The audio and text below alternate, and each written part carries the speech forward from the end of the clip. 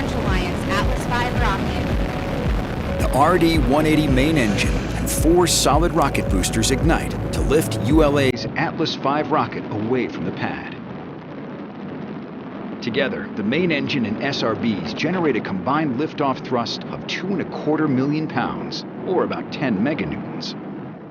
Shortly after liftoff, Atlas begins a pitchover to attain the proper flight path, while minimizing the dynamic pressure the vehicle experiences during flight. The Atlas V reaches Mach 1, the speed of sound, at 35 seconds. 1 minute 51 seconds into flight, the first 2 GEM 63 solid rocket boosters are jettisoned. The remaining 2 are jettisoned about 2 seconds later.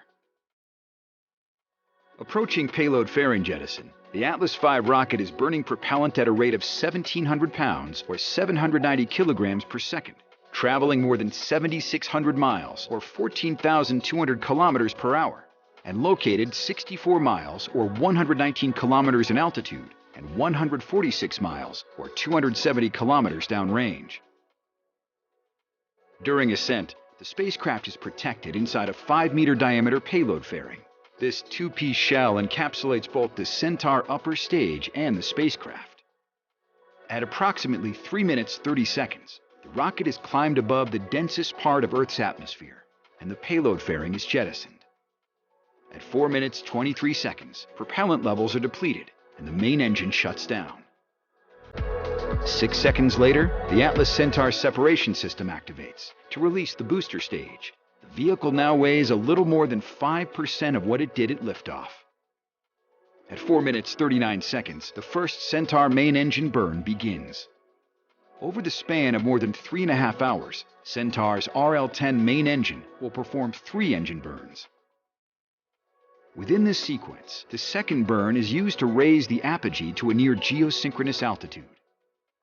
3 hours, 28 minutes, 28 seconds after liftoff, the RL-10 engine ignites for a final burn. This burn enables Centaur to slightly increase the perigee altitude and make a plane change towards its final separation orbit.